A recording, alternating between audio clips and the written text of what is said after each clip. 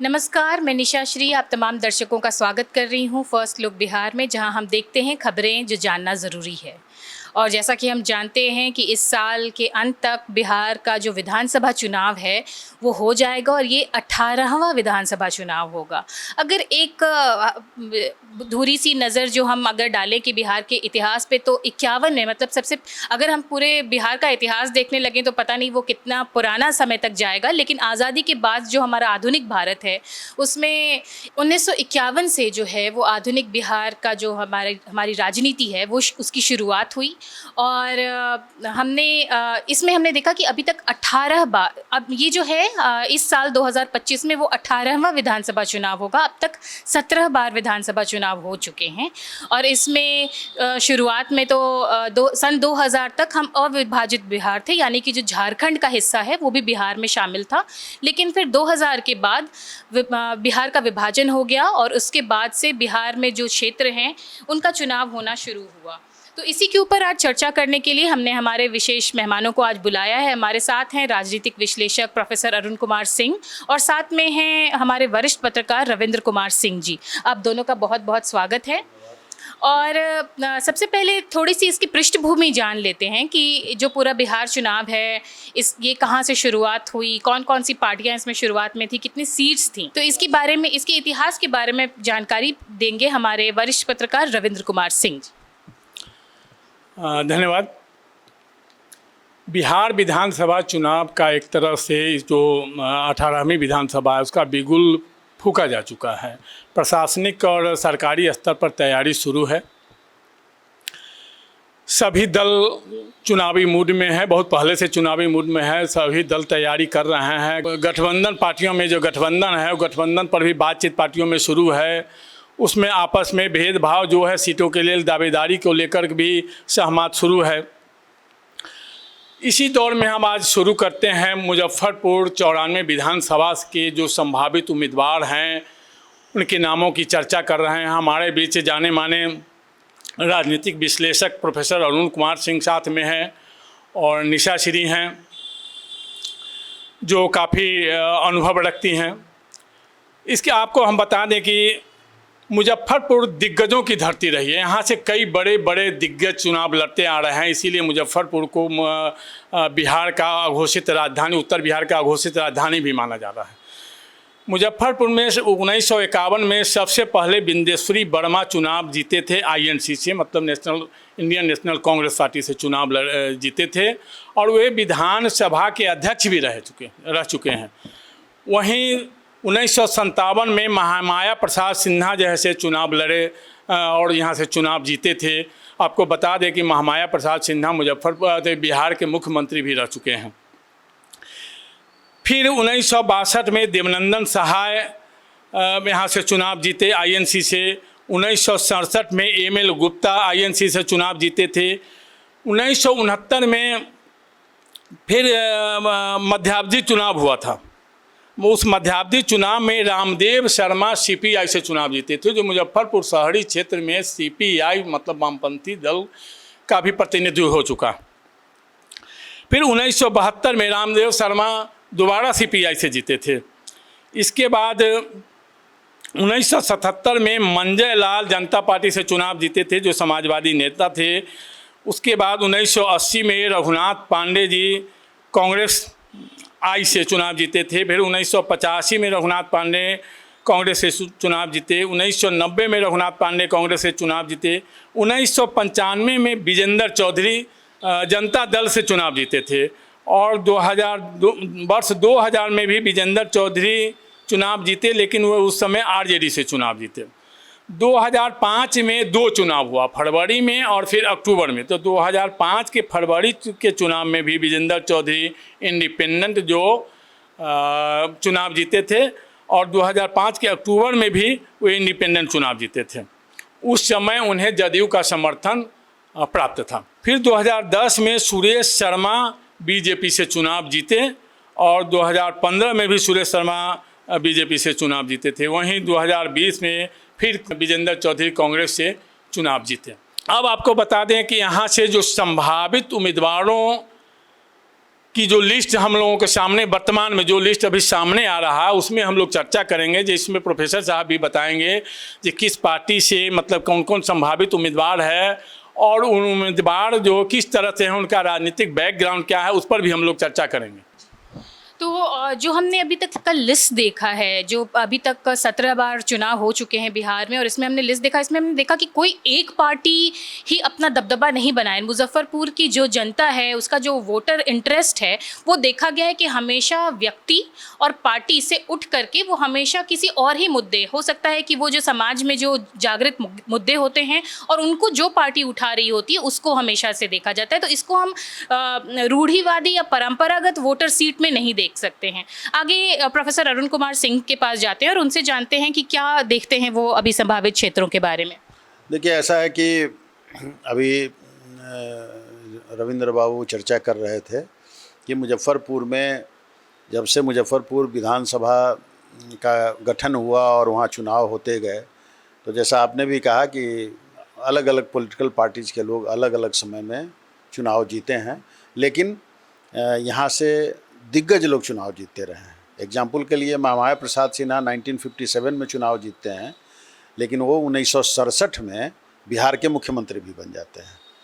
आपको सब लोग को मालूम है कि महेश प्रसाद सिन्हा जो दिग्गज कांग्रेस के नेता थे, उनकी भी जन्मभूमि और कर्मभूमि ओल्ड मुजफ्फरपुर जिला ही रहा है, और यहीं पर जुरन छपरा में उनका बहुत बड़ा आलीशान मकान हुआ करता था, जहाँ डॉक्टर श्री कृष्ण सिंह भी जब मुजफ्फरपुर आते थे तो उनके यहाँ आते थे। तो एक तरह से लोग कहते हैं कि उस समय डॉक्टर श्री कृष्ण सिंह के समय में पूरे प्रदेश की राजनीति का संचालन जुरन छपरा के महेश प्रसाद सिंह के निवास से हुआ करता था। तो ऐसे ऐसे दिग्गज लोग यहाँ पर श्यामनंदन सहाय हुए हैं, यहाँ पर कृष्णनंदन सहाय हुए हैं जो कायस्थों के बड़े लीडर्स थे, और इसी तरह से रघुनाथ पांडे यहाँ एक ज़बरदस्त मजबूत विधायक के रूप में और फिर मंत्री के रूप में यहाँ सामने में आ चुके हैं।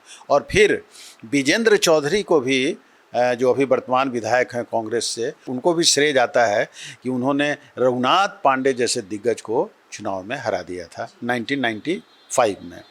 तो एक बड़ा उस समय आश्चर्य लगा था कि अरे रघुनाथ पांडे भी चुनाव हार सकते हैं। तो कहने का मतलब है कि यहाँ में चुनाव में लोग हारते रहे हैं, जीतते रहे हैं।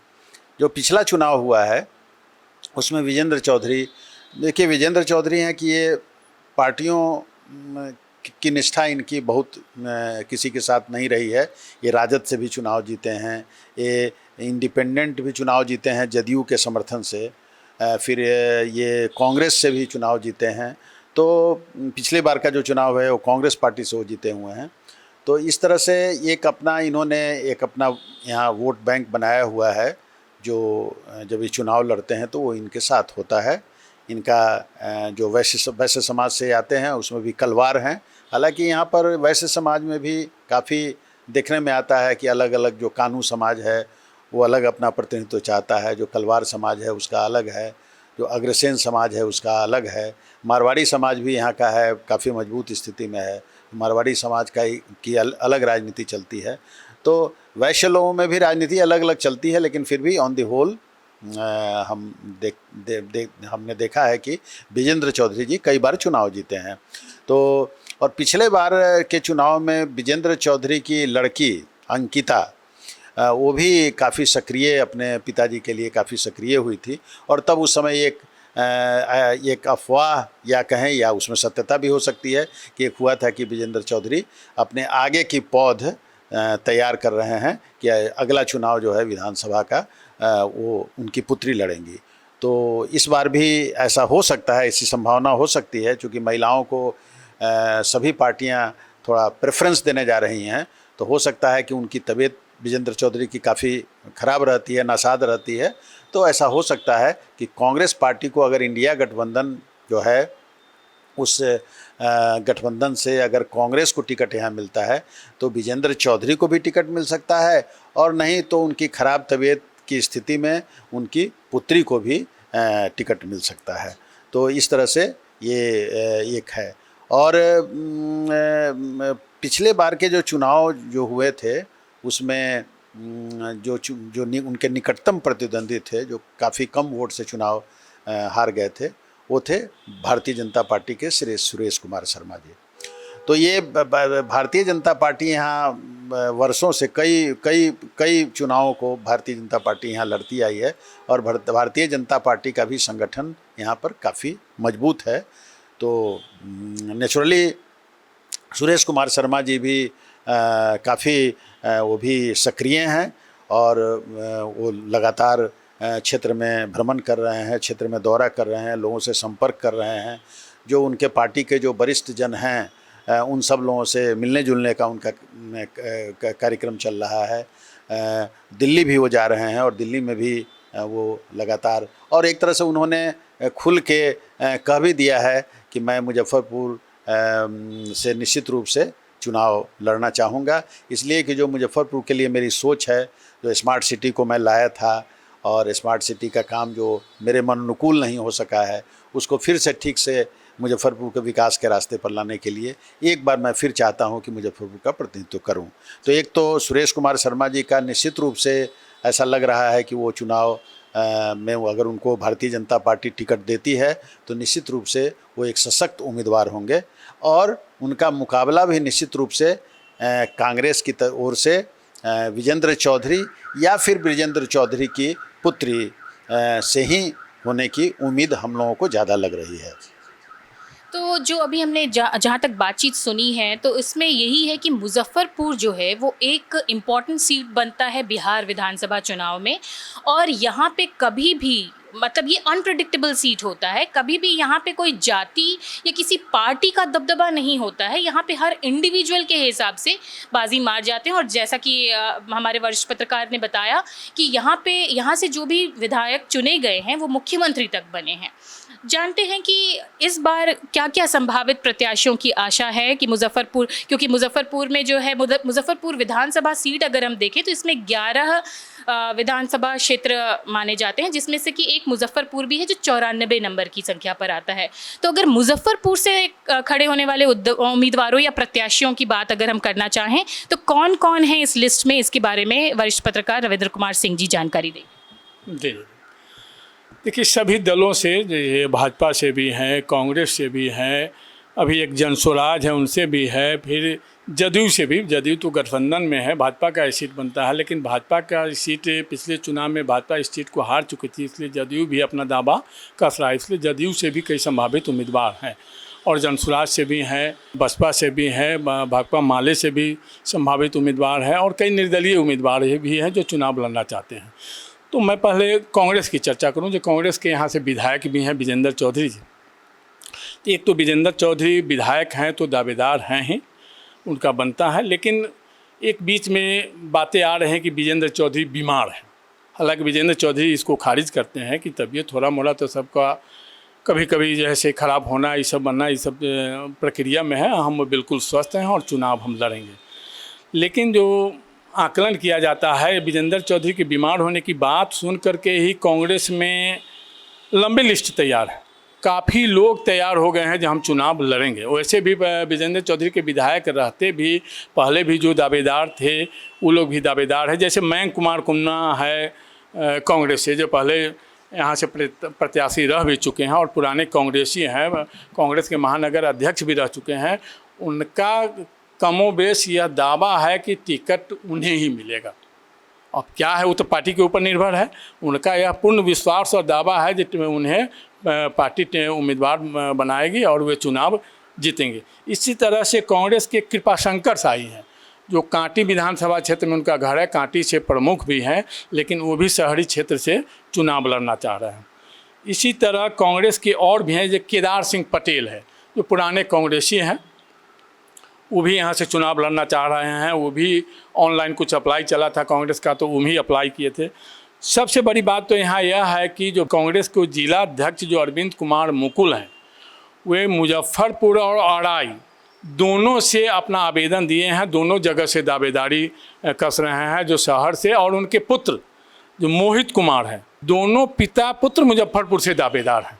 इसके अलावा आपको बता दें, एक डॉक्टर गौरव वर्मा है जो डेंटिस्ट हैं, प्रसिद्ध डॉक्टर हैं, काफ़ी दिनों से चाय पर पार्टी के लेकर के वो चर्चित हैं, शहर में लगातार मतलब जनता के बीच जा रहे हैं, वो प्रयासरत है।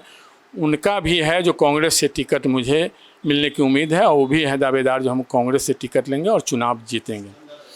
एक चंदा देवी है जो जिला परिषद अध्यक्ष रह चुकी है यहाँ से, वो कानू समाज से आती हैं, और जो यहाँ के विधायक हैं, कुर्नी के विधायक हैं, और मंत्री जो हैं केदार गुप्ता, उनकी भावो लगती हैं, उनके मतलब छोटे भाई की पत्नी, वो भी चुनाव लड़ने के लिए यहाँ से तैयार है। एक हैं संजय कुमार सिंह जो पुराने कांग्रेसी हैं, सोबर विचार के हैं, लगातार कांग्रेस में बने रहे हैं, शुरू से ही आज तक कांग्रेसी हैं, वे भी यहाँ से चुनाव लड़ना चाहते हैं। अब आ जाइए, हम बात करते हैं जन सुराज का। जन सुराज में डॉक्टर A.K. दास जो एक फिजिशियन है, अच्छे डॉक्टर माने जाते हैं, वे भी इस बार जो है से जन सुराज से चुनाव लड़ने की तैयारी में है। हालांकि उनके जो लोग हैं जन सुराज में करीबी लोग हैं, उनका कहना है जो करीब करीब टिकट फाइनल है, जबकि जन सुराज ने किसी का भी टिकट फाइनल नहीं किया है। दूसरी ओर संजय केजरीवाल हैं जो यहाँ से वार्ड पार्षद भी हैं, मुजफ्फरपुर नगर डिंगे वार्ड 20 से संभवतः वार्ड पार्षद हैं, वो भी चुनाव लड़ने के लिए तैयारी हैं, जन स्वराज से उम्मीदवार हैं। सैयद माजिद हुसैन जो यहाँ डिप्टी मेयर रह चुके हैं नगर निगम के, वो भी जैसे प्रबल दावेदार हैं, उनकी भी जनता में अपने स्वजातीय वोटों में काफ़ी फ़क्र है। एक विश्वजीत कुमार है जो जदयू और समता पार्टी में रह चुके हैं, मतलब पुराने राजनीतिक हैं, लगातार जदयू और समता पार्टी में विभिन्न पदों पर रहे हैं, वे भी यहाँ से संभावित उम्मीदवार में हैं। सूरज कुमार सिंह जो भाकपा माले से हैं, बहुत काफ़ी जुझारू हैं, पहले भी चुनाव लड़ चुके हैं, वो भी यहाँ से चुनाव लड़ना चाह रहे हैं, वो भी संभावित उम्मीदवारों में से हैं। वैसे भाजपा के बारे में हमको लगता है विस्तार से प्रोफेसर साहब बताएंगे। तो ये थे कांग्रेस और जन स्वराज जो यहाँ की दो प्रमुख पार्टियां हैं जिनके की दावेदारी सबसे ज़्यादा देखी जा रही है। इनकी उम्मीदवार जो हैं, संभावित उम्मीदवारों की जो सूची है, ये अभी हमारे वरिष्ठ पत्रकार रविंद्र कुमार सिंह ने बताई। और अब जो भाजपा के कुछ प्रमुख दावेदार हैं उनके बारे में बताएंगे प्रोफेसर अरुण कुमार सिंह। देखिए, सुरेश शर्मा जी की चर्चा हम लोग कर चुके हैं, क्योंकि वो दो बार यहाँ से चुनाव जीत चुके हैं, नगर विकास मंत्री रह चुके हैं इसे, और काफ़ी सक्रिय हैं। तो एक तो उनकी दावेदारी तो है ही, लेकिन उनके अलावा भी भारतीय जनता पार्टी चूँकि एक बहुत बड़ी पार्टी है, तो उसमें बहुत सारे दावेदार हैं, और उसमें जो एक प्रमुख दावेदार हैं जो इसके पहले भी काफ़ी प्रयास कर चुके हैं अपने दल में कि उनको उम्मीदवारी मिले, वो हैं पूर्व जिला अध्यक्ष रंजन कुमार। तो रंजन कुमार यहाँ दो बार उनको पार्टी भारतीय जनता पार्टी का जिला अध्यक्ष रहने का मौका मिला है, और इस तरह से एक संगठन पर उन्होंने अपनी यहाँ मुजफ्फरपुर में पकड़ बना के रखी है। और जो भाजपा के जो वरीय नेता लोग हैं उनसे भी इनका अच्छा संबंध है। ये भी लगातार दिल्ली और पटना और फिर जहाँ भी भारतीय जनता पार्टी के वरिष्ठ लोग रहते हैं उन सब जगहों पर इनका जाना आना बना रहता है। ये हाल में अभी एक कार्यक्रम में नागपुर भी ये गए हुए थे, और नागपुर में भी भारतीय जनता पार्टी के जो लोग थे उनसे इनका मिलना जुलना हुआ है।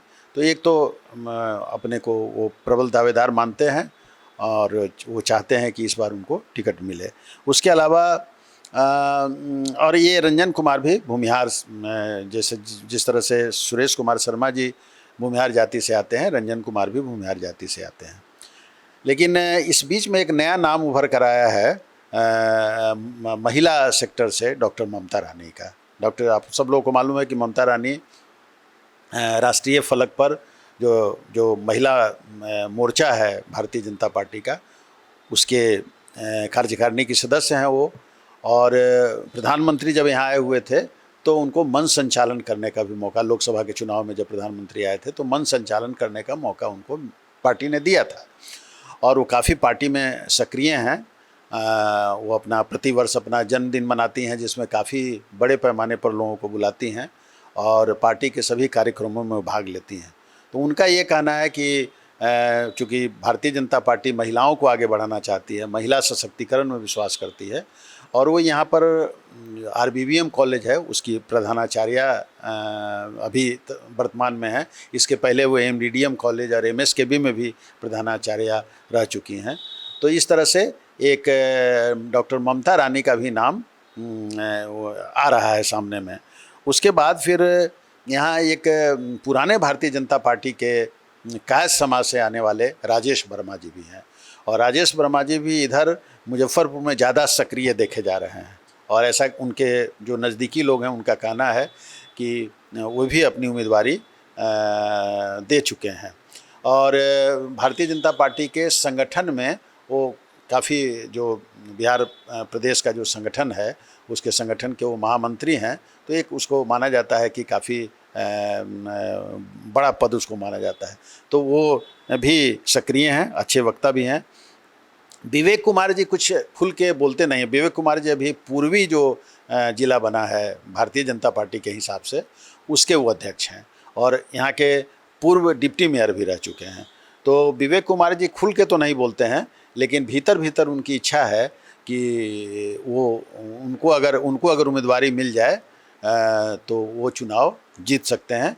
वो ये वैश्य समाज से आते हैं, और उनके पिताजी का भी पूरा एक अचल जी, उनके जो पिताजी थे वो बहुत बड़े समाज सेवी थे, कवि थे, साहित्यकार थे, तो उनका भी एक प्रभाव है।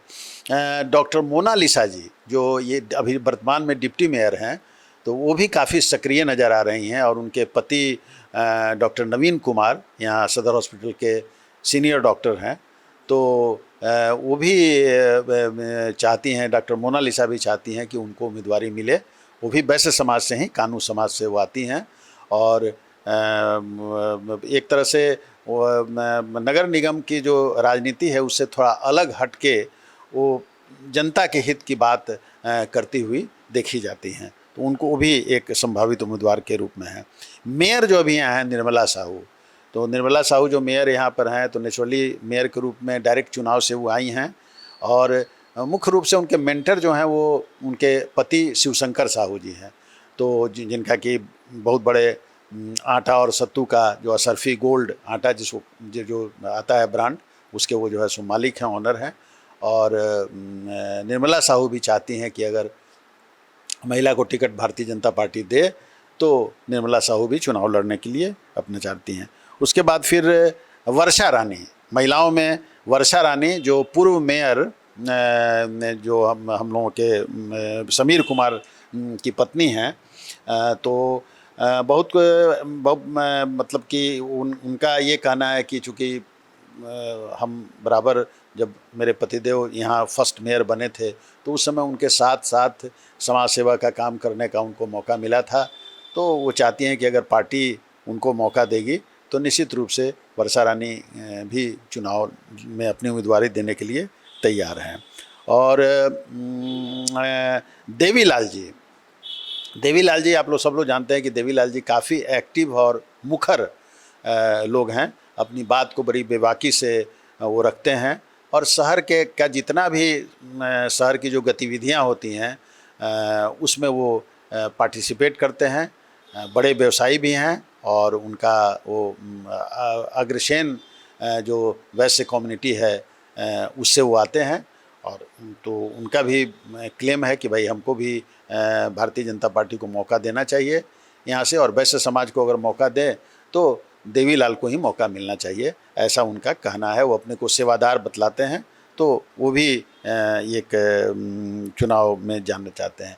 अमिताभ कुमार जी के पिताजी प्रोफेसर थे रामदयालु सिंह कॉलेज में, और अमिताभ कुमार जी लंबे समय से भारतीय जनता पार्टी से जुड़े हुए हैं। बहुत ही सौम्य छवि है उनकी, सबसे बहुत अच्छे से मिलते जुलते हैं, और एक उनका लोगों से मिलने जुलने का काम चल रहा है। और उनका ये कहना है कि अगर पार्टी में वरिष्ठ जनों की गिनती होगी तो उसमें अमिताभ कुमार का भी नाम आता है, लेकिन अमिताभ कुमार को मौका नहीं मिला है, इसलिए उनका कहना ये है कि निश्चित रूप से पार्टी को हम लोगों के जैसे जो पुराने कार्यकर्ता हैं उनके बारे में भी पार्टी को सोचना चाहिए। और एक डॉक्टर अशोक शर्मा जी को आप जानते हैं कि वो प्रोफेशन से डॉक्टर रहे हुए हैं, यहाँ कांटी का जो थर्मल पावर है उसी में डॉक्टर थे वो। बाद में उन्होंने राजनीति करने के लिए ही नौकरी छोड़ दी, ऐसा बिरला उदाहरण मिलता है। तो डॉक्टर अशोक शर्मा जी जदयू के यहाँ ये मुजफ्फरपुर जिला के अध्यक्ष थे, और उस समय बहुत अच्छे ढंग से उन्होंने पार्टी को आगे बढ़ाने का काम किया था।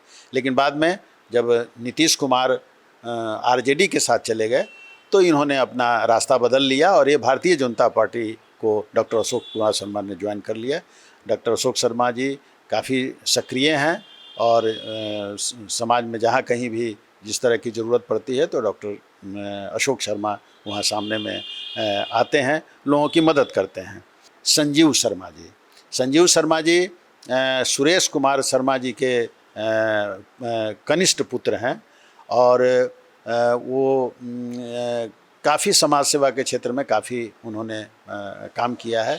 और सबसे बड़ा जो उनका जो अप्रोच है, उनका कुछ अलग तरह का अप्रोच है, उसमें उन्होंने ऐसा लगता है कि कम से कम हज़ारों लोगों के इस क्षेत्र में, मुजफ्फरपुर विधानसभा क्षेत्र के हज़ारों लोगों के जन्मदिन पर बिना उनके जानकारी के उनको केक भेजने का काम, विश करने का काम उन्होंने किया है। और उस तरह से समाज में जहाँ कभी भी जिसको ज़रूरत पड़ी है वहाँ पर वो उपस्थित हुए हैं। तो लेकिन उनकी दावेदारी तभी आएगी जब उनके पिताजी को अगर टिकट भारतीय जनता पार्टी किसी कारण से उनको कहीं दूसरे जगह एडजस्ट करना चाहेगी और सुरेश कुमार शर्मा जी को अगर टिकट नहीं मिलेगी तो निश्चित रूप से संजीव शर्मा भी प्रबल दावेदार के रूप में भारतीय जनता पार्टी के रूप की टिकट के लिए यहाँ पर होंगे। तो ऐसा मुझको लगता है कि अभी कुछ और नाम भी आ सकते हैं चूँकि, लेकिन हाँ, और एक नाम और है जो कि यहाँ के भाजपा के जिला अध्यक्ष भी रह चुके हैं और प्रांत में जो है सो वो उपाध्यक्ष रह चुके हैं, अनुशासन समिति के वो वरीय सदस्य अध्यक्ष रह चुके हैं, जिनका जो वैशाली के ब्रांड के नाम से जो मिठाई स्वीट्स की दुकान है मुजफ्फरपुर में, उसके जो प्रोपराइटर हैं रविंद्र प्रसाद सिंह। तो रविंद्र प्रसाद सिंह भी प्रबल दावेदार हैं और रविंद्र प्रसाद सिंह भी पार्टी में लगातार बने हुए हैं, लगातार सक्रिय हैं। दिल्ली, पटना, मुजफ्फरपुर में जहाँ कहीं भी कोई सांगठनिक चर्चा होती है तो उसमें रविंद्र प्रसाद सिंह जी का नाम हम लोग जानते हैं, देखते हैं। तो वो भी एक दावेदार के रूप में हैं। तो ये सब एक लंबी फहरिस्त तो ज़रूर है, कुछ नाम और भी है इसमें ऐड हो सकते हैं, लेकिन इतना तय है कि भारतीय जनता पार्टी एक अनुशासन मानने वाली पार्टी है। और भारतीय जनता पार्टी के लोग, जितने लोग हैं, ये सब लोग यही कहते हैं कि हम लोग दावेदार ज़रूर हैं, लेकिन अगर पार्टी किसी को भी टिकट देगी तो हम लोग सब लोग मिलके उसको जिताने का काम करेंगे, ऐसा भारतीय जनता पार्टी के लोग कहते हैं। तो ये तो हुए जो हमारे संभावित उम्मीदवार हैं, जो कुछ प्रमुख पार्टियां हैं उससे। लेकिन एक बात जो देखी जा रही है कि जो महिला उम्मीदवार की बात हो रही है, कहीं ना कहीं महिला सशक्तिकरण और महिलाओं की प्रतिभागिता को जो है वो प्रोत्साहित करने की भी बात हो रही है। तो इसमें जो हमारे वरिष्ठ पत्रकार हैं रविंद्र कुमार सिंह जी, उनसे जानना चाहेंगे कि क्या लगता है कि अगर महिला प्रत्याशियों की बात हुई, महिला उम्मीदवारों की बात हुई, तो कौन सी पार्टी है जो बाजी मार सकती है, किसके जो हैं कैंडिडेट्स वो आपको ज़्यादा प्रभावशाली लगे? और साथ ही आप हमें ये बताएं कि जेडीयू, जैसे हमने तो जन स्वराज कांग्रेस और भाजपा का जान लिया, साथ ही साथ आप ये भी बताएं कि जो एक और मुख्य पार्टी है एनडीए से जेडीयू, तो जेडीयू के कौन कौन से प्रभावित उम्मीदवार हो सकते हैं? देखिए, एनडीए में तो ऐसे शहरी क्षेत्र भाजपा का माना जाता है, भाजपा ही शहरी सीट पर चुनाव लड़ती है। लेकिन इस बार जो जेडीयू का ही दावा है, जो यह सीट भाजपा की पराजय वाली सीट है, इसलिए वो अभी दावा इस पर जेडीयू कर रहा है। इस स्थिति में मुझे लग रहा है कि जेडीयू के कोटे में अगर सीट चला जाता है तो उस स्थिति में जो राजीव शर्मा है, सुरेश शर्मा जी के बड़े पुत्र हैं, उस सबसे प्रबल दावेदार में माने जाते हैं। और एक तरह से यह बताया जाता है कि उनकी बातें काफ़ी आगे बढ़ भी चुकी है, मतलब जेडीयू में काफ़ी बातें आगे बढ़ चुकी है और वे टिकट झटकने में सफल भी हो सकते हैं, जैसा अनुमान लगाया जाता है। वैसे तो पार्टी गठबंधन कब तय करना है, अब गठबंधन मतलब भाजपा को कोटे में या सीट देता है या फिर जेडीयू अपने पास रखता है। लेकिन जेडीयू के जाने की स्थिति में राजीव शर्मा के अलावे यहाँ जो महानगर अध्यक्ष है अनुपम कुमार, वे भी प्रबल दावेदार माने जा रहे हैं।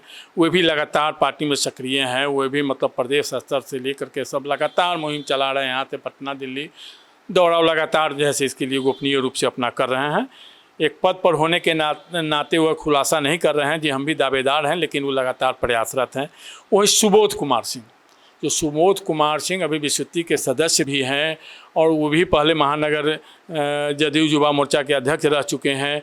वे भी लगातार प्रयासरत हैं और काफ़ी समय से वो जदयू में हैं, तो वो भी अपनी उम्मीदवारी रखे हुए हैं कि जदयू से अगर जदयू कोई सीट जाता है तो उस स्थिति में वे भी यहाँ से चुनाव लड़ेंगे। उस सूत्र के मुताबिक एक बात काफ़ी, जो अभी रविंद्र बाबू भी कह रहे थे, कि काफ़ी चर्चा में बात आ गई है कि मुजफ्फरपुर और कांटी सीट की अदला बदली हो सकती है। यानी मुजफ्फरपुर सीट जेडीयू ले सकता है और कांटी सीट भाजपा को दिया जा सकता है, क्योंकि कांटी में भाजपा के प्रबल दावेदार के रूप में पूर्व मंत्री अजीत कुमार सामने आए हैं। और अजीत कुमार जब इंडिपेंडेंट भी लड़ते हैं तो उनको 50,000 55,000 इस तरह का वोट उनको आता है। तो ऐसी बात चल रही है कि अगर उनको भारतीय जनता पार्टी का टिकट कांटी से दे दिया जाए तो कांटी में वो बहुत बड़े मार्जिन से कांटी में जीतेंगे। और यहाँ पर जेडीयू को ये सीट दे दिया जाए और जेडीयू को जब सीट मिलेगा तो यहाँ पर निश्चित रूप से राजीव शर्मा, जो सुरेश कुमार शर्मा जी के बड़े पुत्र हैं, और आप सब लोगों को मालूम होगा कि अभी हाल में जो राजीव रंजन उर्फ ललन बाबू जो हैं, जो अभी केंद्रीय मंत्री भी हैं और जदयू के वरिष्ठ नेता हैं और नीतीश कुमार से उनकी नज़दीकी जगजाहिर है। आज के दिन में वो जदयू में होल्ड रखते हैं, तो उनसे राजीव शर्मा की नज़दीकी जगजाहिर है। वो जब भी मुजफ्फरपुर आते हैं तो राजीव शर्मा लगातार उनके साथ बने रहते हैं।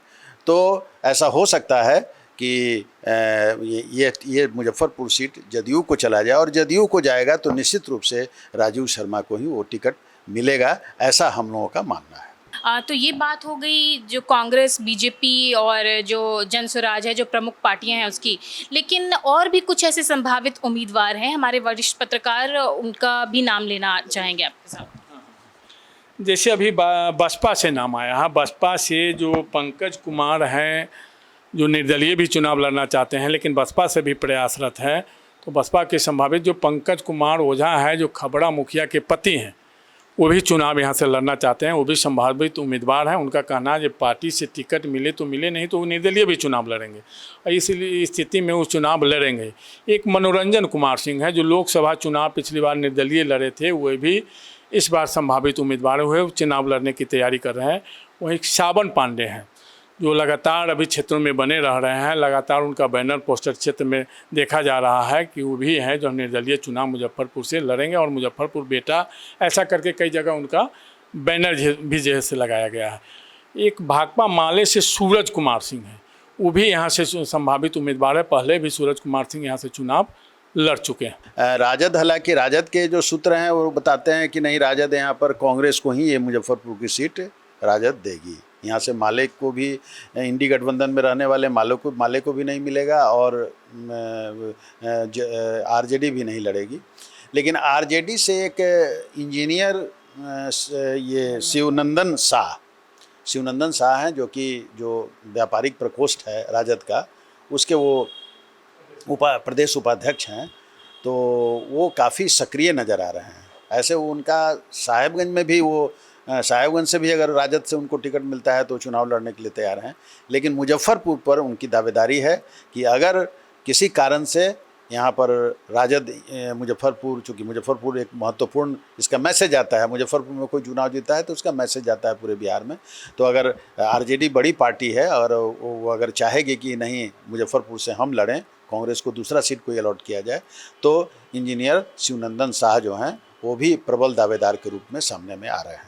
कांग्रेस में जहाँ तक विजेंद्र चौधरी जी का सवाल है, तो विजेंद्र चौधरी जी की बीमार होने की स्थिति में अंदर ही अंदर उनकी भी इच्छा है, हालांकि वो जाहिर नहीं कर रहे हैं, इस चीज़ को खारिज करते हैं, लेकिन उनकी जो पुत्री अंकिता है, जो पिछले चुनाव में जब विजेंद्र चौधरी बीमार पड़े थे, कोरोना के कारण बीमार हो गए थे, तो उस स्थिति में अंकिता ने उनके पूरे चुनाव का कमान संभाल लिया था। पूरा प्रचार जैसे की, जिसके कारण उनको लाभ मिला था और उनके अंकिता के क्षेत्र में घूमने का काफ़ी प्रभाव पड़ा था, जिसे विजेंद्र चौधरी जीते थे। तो विजेंद्र चौधरी की इच्छा है कि अंकिता, अगर उन्हें टिकट नहीं मिले तो अंकिता को उम्मीदवार बनाया जा सके। मतलब तो अंकिता भी एक तरह से उनकी पुत्री कांग्रेस की प्रबल दावेदार में है। तो ये तो बातें हुई कि जो प्रबल दावेदारी वाले हैं और सारे दिग्गज हैं जिनका हमने नाम सुना, वो यहाँ पे अपनी अच्छी खासी पैठ रखते हैं। लेकिन जो एक चीज़ देखा जा रहा है कि महिला उम्मीदवारों की संख्या, कि अगर महिला उम्मीदवार कहीं पे हैं तो उनके प्रति वोटर्स जो हैं वो ज़्यादा आकर्षित हो रहे हैं। तो अगर महिला उम्मीदवारों को ज़्यादा वोट मिलती है तो इसके ऊपर हम चाहेंगे कि प्रोफेसर अरुण कुमार सिंह पहले वो अपनी प्रतिक्रिया दें कि अगर महिला उम्मीदवारों को खड़ा करती है पार्टी मुजफ्फरपुर सीट से, तो कौन सी पार्टी है जो अपना दबदबा कायम कर पाए? देखिए, जहाँ तक महिला उम्मीदवारों का सवाल है तो आपने देखा है कांग्रेस से चंदा देवी का नाम सामने में आया हुआ है, जो कि पूर्व जिला परिषद की अध्यक्ष भी रह चुकी हैं। और अभी जो ये भाजपा से जो मंत्री हैं केदार गुप्ता जी, उनकी छोटे भाई की पत्नी है वो उनका नाम कांग्रेस से आ रहा है। और फिर आपने देखा कि भारतीय जनता पार्टी से कई महिला, जैसे डॉक्टर ममता रानी हैं, वर्षा रानी हैं, उसके बाद फिर ये जो डॉक्टर मोनालिसा जी हैं, निर्मला साहू जी हैं, इन सब लोगों का नाम आया है और सब लोग दिग्गज लोग हैं। आप अगर देखें तो निर्मला साहू यहाँ से डायरेक्ट मेयर का चुनाव जीत चुकी हैं। मोनालिसा जी तो बहुत वोट से यहाँ पर मेयर का डायरेक्ट चुनाव जीती हैं। ममता रानी को आप देख रहे हैं कि कितनी सक्रिय हैं, कि वो चाहे केरल हो, चाहे कन्याकुमारी हो या फिर महाराष्ट्र हो, हर जगह वो उनका प्रेजेंस होता है और हर जगह पार्टी के लिए वो काम करती हुई नज़र आती हैं। उसी तरह से वर्षा रानी को आप देखिए तो बहुत बड़ी लेगेसी उनके साथ है कि उनके जो पति थे वो पहले मेयर इलेक्टेड, पहले जो नगर निगम जो बना था उसके पहले मेयर बनने का उनको सौभाग्य प्राप्त था और उनके भी प्रशंसकों की बहुत बड़ी संख्या है। तो अच्छे से वो अपनी बातों को रखने की उनकी क्षमता है। तो इस तरह से हम देखते हैं कि महिला उम्मीदवारों की भी कोई कमी नहीं है मुजफ्फरपुर में, और एक से एक महिला उम्मीदवार जो पढ़ी लिखी भी हैं और जो अपनी बातों को या जो लोगों की समस्या है उस समस्याओं का समाधान कर सकती हैं।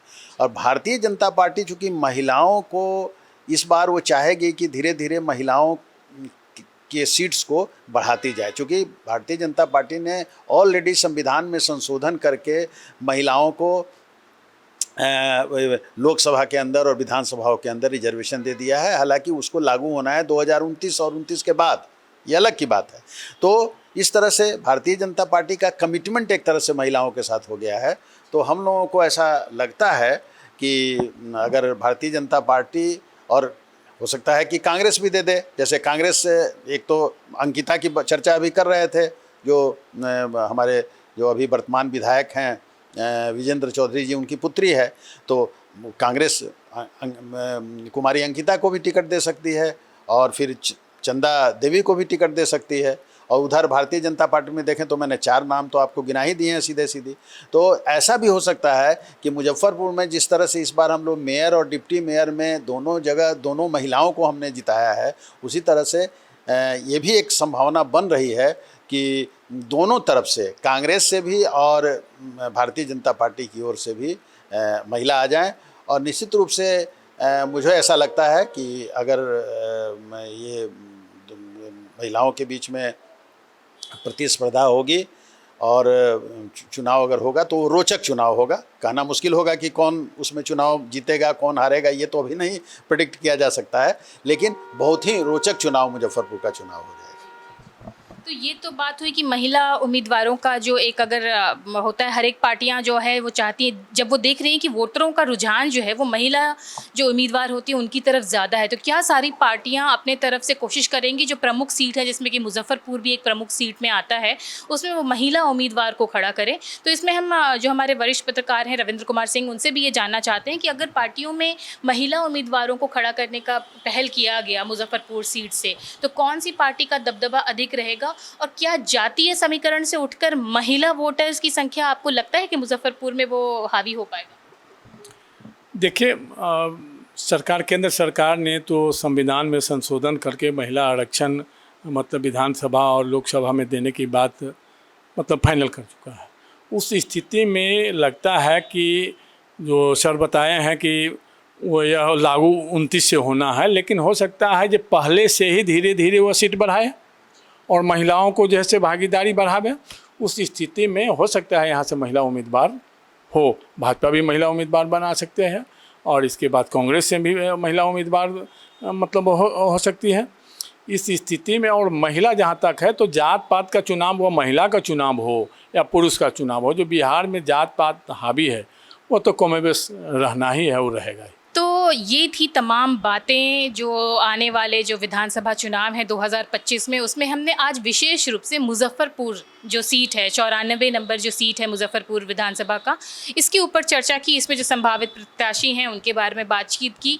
इसी तरह से हम और भी जो मुजफ्फरपुर में ही जो पहले 11 विधानसभा सीट हैं उनके बारे में बात करेंगे और इसी तरह से पूरे बिहार को हम धीरे धीरे कवर करेंगे और क्या मूड है यहाँ के जो पब्लिक है, यहाँ के जो वोटर्स हैं उनका, इसकी भी प्रतिक्रिया हम आपके सामने धीरे धीरे लेते आएंगे। ये आज शुरुआत है जिसमें हमने मुजफ्फरपुर शहर को लिया।